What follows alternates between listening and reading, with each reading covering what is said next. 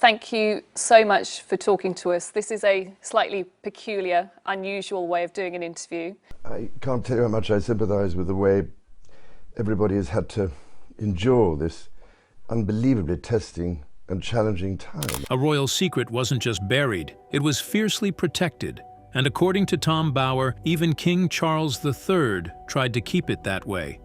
For decades, the world has been shown one version of Camilla, carefully polished and widely accepted. But behind palace walls, another story may have been unfolding, one filled with influence, tension, and uncomfortable truths few dared to expose. Now, 10 hidden claims are resurfacing in ways that challenge everything we thought we knew. Are these revelations long overdue truths, or a narrative someone never wanted to be told? So what do you think? Are these claims exposing reality, or rewriting it for attention? Let us know your thoughts in the comments below. To help us create more videos and uncover the latest royal drama, please subscribe. Number 10. Manufactured public image. It wasn't a transformation, it was a construction. According to Tom Bower, the version of Camilla the public eventually accepted did not emerge naturally over time. It was carefully built, piece by piece, through a long-running and highly coordinated effort that few outside royal circles ever fully saw. Behind the scenes, relationships with powerful media figures were quietly cultivated. Private lunches with editors, subtle agreements, and strategically timed stories began to reshape how she was perceived. Articles that once painted her as controversial slowly shifted tone, softening her image, presenting her as warm, humorous, even misunderstood. Each headline, each photograph seemed to serve a larger purpose, rewriting a narrative that had once been deeply damaged. The effort stretched across decades. It wasn't just about repairing public opinion after the fallout involving Diana. It was about replacing that memory entirely.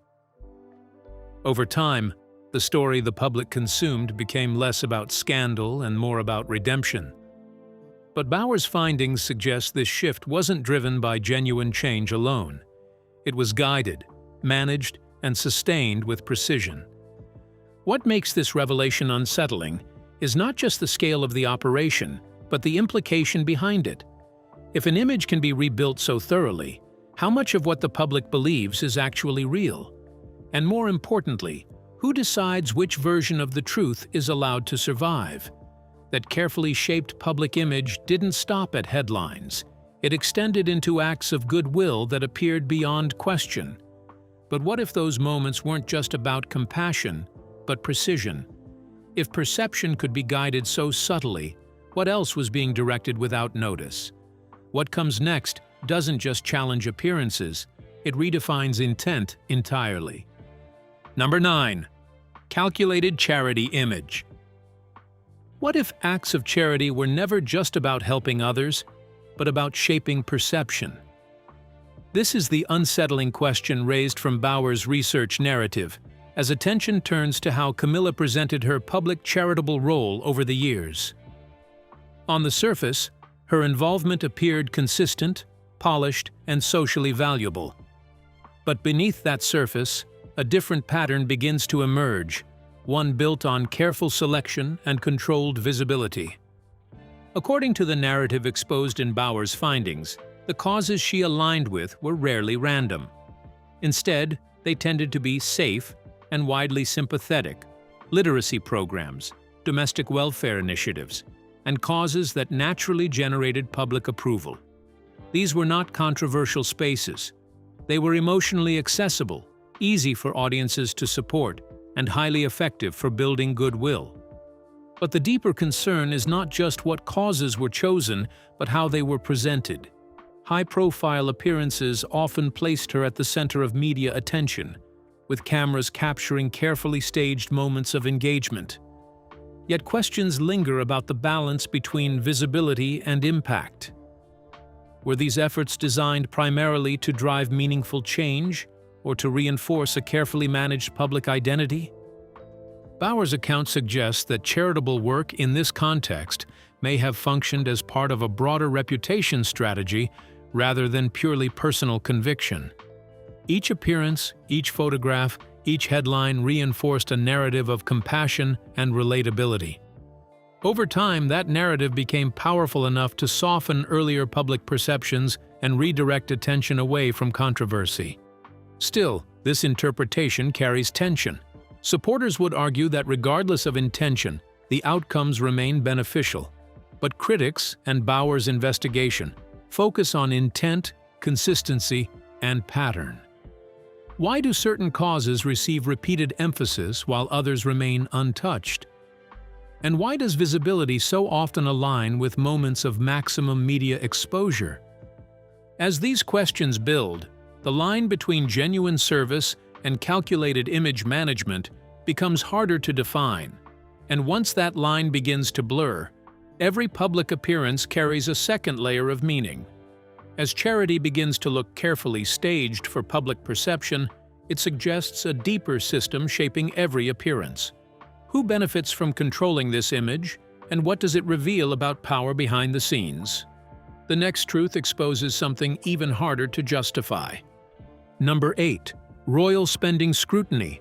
Behind the polished image of royal duty, a more uncomfortable reality begins to surface, one that centers on cost, privilege, and the weight of public expectation. According to Tom Bauer's broader examination of royal image management in Rebel Prince, the rehabilitation of Camilla's public role was carefully structured through long-term media strategy and controlled perception. As King Charles III stood at the center of a monarchy under increasing financial scrutiny, even the smallest details of royal spending began to carry political meaning. Camilla's reported tastes, from wardrobe expectations to residence upkeep, were described as consistent with a life supported by significant royal resources. These details, while not unusual within royal circles, became more controversial as economic pressures outside the palace intensified. Rising living costs, public service debates, and growing skepticism toward inherited privilege all created an environment where every expenditure was examined more closely than before. Bauer's narrative suggests that this shift did not occur in isolation. Instead, it developed gradually, as public patience with perceived excess began to erode. What once might have been accepted as tradition slowly transformed into a question of fairness. Why should certain lifestyles remain untouched while ordinary citizens face financial strain? Within this context, Camilla's position became symbolic. She was no longer viewed solely as a royal figure, but as part of a broader system under judgment. Appearances that once reinforced stability now risked reinforcing division. Even routine engagements could be interpreted through the lens of cost versus contribution. Supporters argue that royal duties naturally require funding and maintenance, but critics highlighted the imbalance between perception and reality. Bauer's account frames this tension as a turning point, where admiration begins to give way to scrutiny. Each decision now carries scrutiny far beyond the palace walls, amplified by public debate and media pressure. As these pressures build, the monarchy is forced to confront not only how it appears, but what it costs to maintain that appearance. And in that growing discomfort, a new wave of questions begins to form around accountability and legacy. The tightening grip around palace influence and the silent shifts in authority raise a deeper concern. Was this control deliberate or simply tolerated over time? And as pressure builds, the next truth inside the palace walls becomes far more unsettling. Number 7. Palace fear culture. A different kind of power exists behind palace doors, one that is not written in official records but felt in silence, hesitation, and fear. As outlined in Tom Bauer's investigation, the environment surrounding Camilla was not simply formal or structured, but deeply controlled in ways that shaped how people inside the system behaved. Even within the wider royal household of King Charles III, insiders described an atmosphere where speaking freely could carry consequences. Reports from former aides and courtiers suggest that mistakes, or even mild disagreements, could lead to quiet but decisive outcomes. Staff members were reportedly reassigned, removed from sensitive roles, or gradually pushed out of inner circles without public explanation. Nothing dramatic or openly confrontational was needed. Instead, change happened quietly, leaving little trace but a clear message to those who remained. Over time, this created something more powerful than direct discipline: uncertainty. New staff quickly learned to observe before speaking, to follow expectations without question, and to avoid actions that might be interpreted as disloyal. In such an environment, silence was not just common, it became a form of protection. Bauer's account frames this pattern not as isolated incidents, but as part of a broader internal culture. A system where loyalty was closely monitored, and where perceived missteps could quietly end careers. Whether through coincidence or design, the result was consistent: fewer voices willing to challenge and more pressure to conform. What makes this particularly significant is not only the treatment itself, but the effect it produced. As experienced staff left and replacements adapted quickly to the environment, institutional memory became fragmented. A cycle formed where caution replaced openness, and stability relied on unspoken rules rather than clear communication. Supporters may argue that high-pressure environments are normal within royal operations, but critics point to the pattern described in Bauer's findings as something more structural, an atmosphere where influence extends beyond decisions and into behavior itself. As these accounts continue to surface, the attention is no longer fixed on isolated actions, but on the atmosphere they collectively reveal.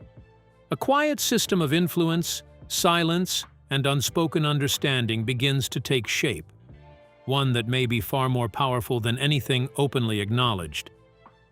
As control inside the palace fractures and carefully guarded conversations slip out, what deeper force is exposing these buried tensions?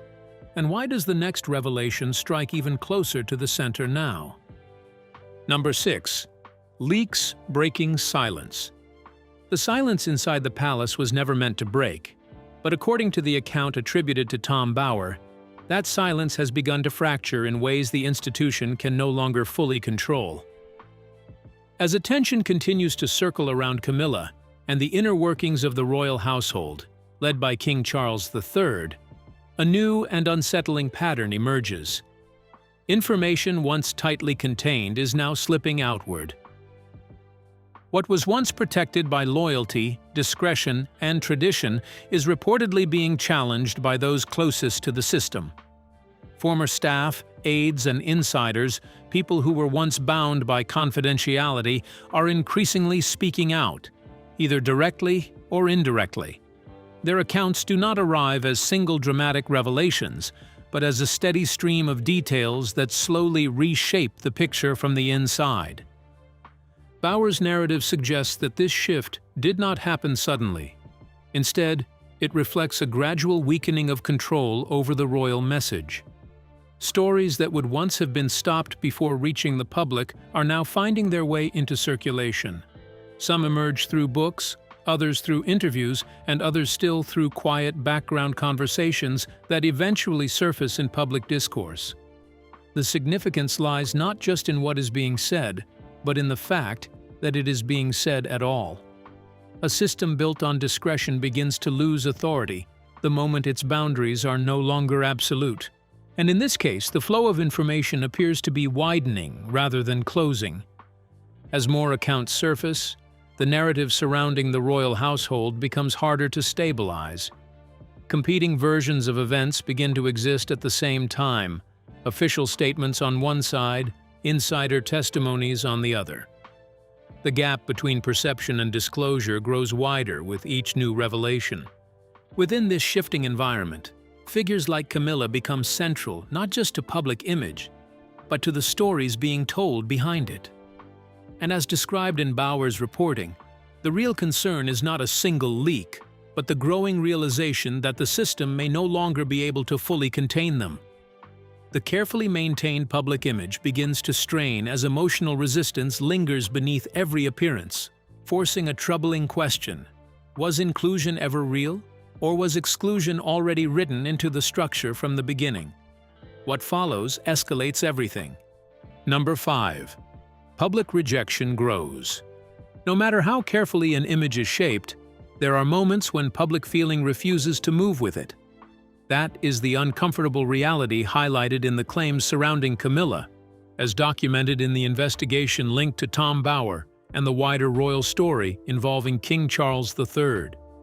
Despite years of carefully managed appearances and controlled messaging, the emotional response from the public has remained stubbornly divided.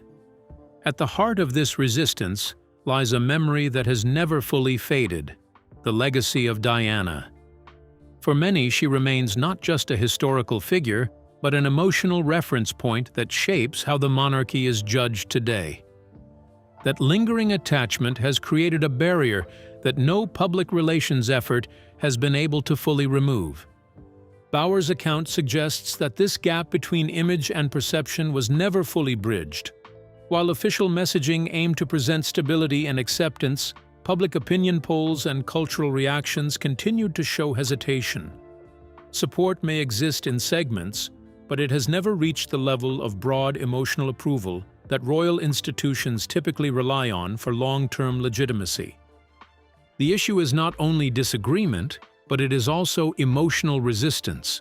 For some members of the public, acceptance is not a matter of information, but of feeling. And those feelings are deeply tied to past events that remain unresolved in public memory. As a result, every attempt to normalize Camilla's position is filtered through that history, creating a constant tension between official narrative and lived perception. Over time, this disconnect becomes more visible. Public conversations, media commentary, and polling trends repeatedly return to the same divide. Institutional recognition on one side, emotional hesitation on the other. Even as roles are formalized and titles are confirmed, sentiment does not fully align. Within this gap, the monarchy faces a challenge that cannot be solved through ceremony or messaging alone. Because acceptance, once delayed for too long, can harden into something more permanent than disagreement, it becomes indifference or quiet refusal. As that revelation lingers, it becomes harder to dismiss what was quietly unfolding behind closed doors. Was this simply misunderstanding, or a calculated pattern shaping perception itself? And what truth has remained buried longest? Number 4 exposes more. Number 4. Diana's hidden clarity. What if the version of history once dismissed was the one that came closest to the truth all along? This is the unsettling question that resurfaces in Bower's report as attention returns to the deeply personal claims surrounding Diana, Camilla, and the long shadow cast over King Charles III. At the time, Diana's perspective was often framed through doubt, speculation, or emotional instability. Her concerns were widely questioned, and her interpretations of the royal situation were frequently dismissed in public discourse. But according to Bower's account, that dismissal may have overlooked a far more coherent understanding of what she was actually witnessing. The narrative now being re-examined suggests that Diana was not confused about the dynamics surrounding her. Instead, she may have seen the structure of her situation with a clarity that others were unwilling to accept. Her warnings, once treated as personal grievances, are now being reconsidered through a different lens, one that places greater weight on her lived experience rather than the official framing of events. Over time, a shift in public perception has begun to take shape. As more information and perspectives have emerged, sympathy toward Diana's interpretation has grown. What was once considered emotional reaction is increasingly viewed by some as insight, an early recognition of patterns that only became clearer in hindsight. Bower's framing of this shift is not presented as a definitive verdict, but as a change in how the past is being reinterpreted. The same events remain, but the meaning attached to them is no longer fixed. And in that shift, Diana's voice, once softened or questioned, re-enters the conversation with renewed weight. This re-evaluation creates a deeper emotional tension within the broader royal narrative. If her understanding was closer to reality than previously acknowledged, then the foundation of how those events are remembered begins to shift. And with that shift comes an uncomfortable realization. Some truths do not disappear. They wait to be understood differently with time. As Tom Bower's revelations tighten around the royal narrative, they hint at a deeper fault line shaped by loyalty, silence, and control. What truths were deliberately contained, and who benefits most when they remain buried? The next detail pulls everything further into question. Number 3. William's silent divide. Beneath the carefully staged unity of the royal family, a quieter and more complex reality is taking shape, one defined not by public appearances, but by emotional distance. Based on Tom Bower's findings, the relationship between Prince William and Camilla has long been marked by restraint rather than warmth, a dynamic that continues to echo within the wider structure led by King Charles III. On the surface, public events suggest harmony. Smiles are exchanged, formal gestures are observed, and appearances are carefully maintained for cameras. But behind that controlled presentation, a different pattern is described, one where interaction remains limited, measured, and emotionally contained. The relationship, as framed in Bower's account, is not defined by open conflict, but by consistent distance that has never fully disappeared. Over the years, this distance has taken on a more structural form. William has gradually developed his own network of advisors, priorities, and decision-making channels that operate independently from those closely associated with Camilla and the king's immediate circle. This parallel structure is not overtly confrontational, but it reflects a quiet separation of influence within the monarchy itself. Observers noted that this division is not just organizational, it is personal. Beneath formal unity lies a history that continues to shape perception and behavior. While no public statements confirm open disagreement, the absence of visible closeness has become its own form of communication. What is not said often carries more weight than what is performed in public view. Bower's narrative suggests that this ongoing separation is not temporary. Instead, it reflects a long-term reality that has settled into the royal dynamic. The expectation of future transition only sharpens its significance, as William's position within the monarchy continues to strengthen over time. As this structure evolves, the implications extend far beyond personal relationships or private tensions.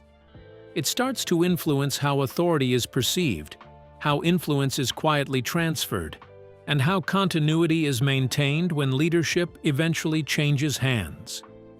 What once looked like isolated decisions now begins to resemble a broader pattern, one that could quietly define the direction, stability, and legacy of the next generation in ways few are prepared to recognize. As Charles's hidden conflict comes into focus, what forces shaped it behind palace walls, and why does the next revelation cut even deeper into what has been concealed? Number 2. Charles's hidden conflict. At the very center of the monarchy's stability lies a struggle that is not spoken aloud, but increasingly difficult to ignore. In the account compiled by Tom Bower, King Charles III is portrayed as navigating a deeply personal conflict between loyalty, love, and the burden of legacy, a tension that inevitably draws in Camilla and the future represented by Prince William. On one side of this divide stands a decades-long personal commitment, shaped by years of persistence, controversy, and eventual recognition within the royal structure. On the other side lies the institution itself, an enduring system that demands continuity, public trust, and historical stability. According to Bower's framing, these two forces do not always move in harmony. Instead, they create a quiet internal pressure that follows Charles into every major decision. As the weight of kingship settles fully upon him, attention increasingly shifts toward what the monarchy will become after his reign. This shift is not abrupt, but gradual, reflected in the growing prominence of William in public duties, strategic planning, and long-term institutional focus. The narrative suggests that future planning is no longer an abstract idea, but a central consideration shaping present choices. Within this evolving landscape, Camilla's position becomes part of a broader calculation about legacy. The question is no longer only about personal loyalty, but about how history will ultimately judge the balance between private decisions and public responsibility. Bauer's account frames this as an ongoing tension rather than a resolved issue, where every move carries both emotional and institutional weight. What intensifies this dynamic is the awareness of time. With increasing pressure on the monarchy and heightened public scrutiny, decisions are no longer viewed in isolation. They are measured against their long-term consequences, particularly in relation to William's eventual reign and the direction he may choose to take. As this internal struggle continues, it reveals a monarch not entirely at ease with the competing demands placed upon him. Behind the formal appearances and carefully managed public moments lies a quieter tension, where duty and personal loyalty appear to pull in different directions. Each decision seems weighed down by expectation, leaving little room for clarity or certainty. What emerges is not just pressure from the outside world, but an ongoing internal balancing act that grows harder to maintain with time. The more the demands increase, the more visible the strain becomes in the choices that follow, hinting at unresolved conflicts that never fully settle beneath the surface. As those revelations narrow toward the final entry, the picture stops looking random and starts feeling orchestrated. What influence has quietly shaped every earlier claim, and who benefits when the full story finally surfaces? The last truth changes everything. Number 1. Hidden power grip. A hidden truth sits at the center of the monarchy, suggesting influence over the throne itself may not be as formal as it appears. According to the investigative narrative tied to Tom Bauer, the authority surrounding King Charles III is portrayed as increasingly shaped by an inner circle where Camilla holds significant sway. What was once considered companionship is now described as a deeper structure of control, where access, decisions, and priorities are filtered through a single point of influence. Within this framing, the monarchy is no longer viewed as a purely hierarchical institution operating through clear constitutional lines. Instead, it is suggested to function with quieter layers of influence operating beneath the surface. The account describes a gradual shift in which proximity to the king becomes just as important as formal position, and where informal authority may carry unexpected weight in shaping outcomes. The narrative goes further by suggesting that Camilla's role did not remain static over time. Rather, it expanded in ways that were not immediately visible to the public. She is described in the claims as someone increasingly present in decision-making environments, not just socially, but structurally, where discussions, schedules, and engagements intersect with her awareness. In this interpretation, her position evolves into something more central within the daily rhythm of royal operations. As this influence deepens, the idea of a gatekeeping dynamic begins to emerge. Appointments and communications are portrayed as passing through layers of access, where certain voices are amplified while others are gradually reduced. Those who reportedly questioned this structure are described as finding themselves distanced from inner circles, not through confrontation, but through subtle repositioning within the system. Over time, this creates an atmosphere where alignment becomes more important than rank alone. The tension becomes even more pronounced when viewed alongside King Charles's personal circumstances. Periods of strain, particularly surrounding his health, are framed as moments where reliance on trusted figures naturally increases. In this context, Camilla is portrayed not only as a partner, but as an essential presence in operational continuity, attending key discussions and contributing in spaces traditionally reserved for institutional authority. This does not, in Bauer's framing, represent a formal transfer of power. Instead, it is described as an accumulation of influence, gradual, layered, and difficult to define in strict constitutional terms. Supporters may interpret this as stability and partnership within a demanding role. However, critics highlight a more uncomfortable implication, that the balance of influence may have shifted in ways that are not publicly acknowledged. And if such influence can grow quietly over time, then the central question becomes less about titles and positions and more about direction. Not who is officially in charge, but who ultimately shapes the decisions that define the monarchy's present and its future. So what do you think? Was this a carefully controlled truth or a misunderstood narrative behind the royal story? We'd love to hear your thoughts in the comments. Don't forget to like, share, and subscribe for more.